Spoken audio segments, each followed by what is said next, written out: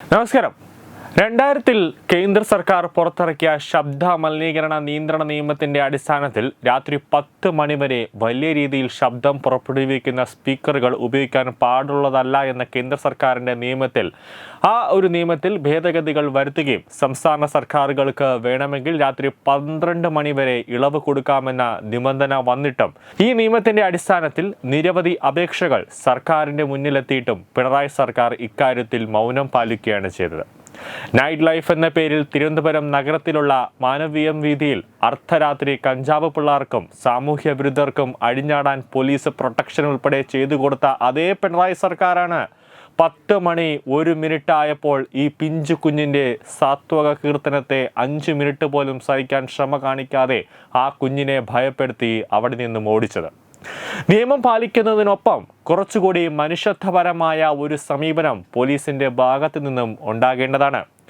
ഇതിപ്പോൾ ഏതെങ്കിലും CPM പ്രവർത്തകരാണെങ്കിലോ അല്ലെങ്കിൽ കേരളം ഭരിക്കുന്ന ഏതെങ്കിലും പാർട്ടി നേതാക്കൾക്കാണെങ്കിലോ ഇരുട്ട വിളക്കെ ഉറക്കമൊഴിഞ്ഞ് അവർക്ക് വേണ്ടി എല്ലാ നിയമങ്ങളും കാറ്റിൽ പറത്തിക്കൊണ്ട് നിങ്ങൾ നിൽക്കില്ലേ? കേരളത്തിലെ എത്ര ഇടങ്ങളിൽ അവർക്ക് വേണ്ടി പൊതുജനങ്ങളുടെ റോഡ് അടച്ചും പൊതുജനങ്ങൾക്ക് ബുദ്ധിമുട്ടുണ്ടാക്കിയും നിങ്ങൾക്ക് സ്റ്റേജ് കെട്ടാൻ വേണ്ടിയുള്ള എല്ലാ തയ്യാറെടുപ്പുകളും ഓരോ പാർട്ടിക്കും നിങ്ങൾ ചെയ്തു കൊടുത്തു. അപ്പോൾ ഹിന്ദുക്കളുടെ ഒരു കാര്യം വരുമ്പോൾ, ക്ഷേത്രങ്ങളുടെ ഒരു കാര്യം വരുമ്പോൾ അവിടെ നിങ്ങൾക്ക് ഒരിടത്തും ഇല്ലാത്ത നിയമം അവിടെ കൊണ്ട് നിങ്ങൾ അടിച്ചേൽപ്പിക്കുകയാണ് ചെയ്യുന്നത്. നിലവിൽ നവമാധ്യമങ്ങളിലടക്കം പോലീസിന്റെ ഹുങ്കിനെതിരെ വൻ പ്രതിഷേധമാണ് ഉയരുന്നത്. കൊറ്റക്കുളങ്ങര ദേവി ക്ഷേത്രത്തിൽ കൊച്ചു കലാകാരിയോട് ആണ് പോലീസിന്റെ ഈ ഒരു ക്രൂരത അരങ്ങേറിയത്. 10 വയസ്സുകാരി സ്റ്റേജിൽ വയലിൻ വായിക്കുന്നതിനിടെ പോലീസ് എത്തി ലൈറ്റും സൗണ്ടും ഓഫാക്കി പരിപാടി നിർത്തിവെച്ചു. തെക്കേ ചേരുവാരം ഉത്സവത്തോടനുബന്ധിച്ച് മലപ്പുറം സ്വദേശി ഗംഗാ ശശീന്ദ്രൻ അവതരിപ്പിച്ച വയലിൻ പരിപാടിക്കിടെയാണ് സംഭവം അരങ്ങേറിയത്. മരുതമലൈ മാമണിയെ മുരുകയ്യ എന്ന തമിഴ് പാട്ട് വയലിനിൽ വായിച്ചുകൊണ്ടിരിക്കുന്ന കുഞ്ഞ് പേടിച്ച് വിറച്ച് ഞെട്ടി വിറയ്ക്കുന്ന ഒരു വീഡിയോ സോഷ്യൽ മീഡിയയിൽ വ്യാപകമായി പ്രചരിക്കുന്നുണ്ട്. പരിപാടി അവസാനിക്കാൻ നിമിഷങ്ങൾ മാത്രം ബാക്കി നിൽക്കെ ഉണ്ടായ പോലീസ് നടപടിയിൽ ഭക്തജനങ്ങൾ പ്രതിഷേധം രേഖപ്പെടുത്തുകയാണ്. വായിച്ചുകൊണ്ടിരിക്കുന്ന പാട്ട് പൂർത്തീകരിക്കാൻ പോലും പോലീസ് സമ്മതിച്ചില്ല എന്നും പ്രദേശവാസികൾ സാക്ഷ്യപ്പെടുത്തുന്നുണ്ട്. എന്നാൽ അനുവദിച്ച സമയം കഴിഞ്ഞു എന്നാണ് പോലീസിന്റെ വാദം. പോലീസിന്റെ അനാവശ്യമായ വല്യേട്ടൻ കളിക്കെതിരെ സോഷ്യൽ മീഡിയയിലും വ്യാപക പ്രതിഷേധമാണ് ഉയരുന്നത്.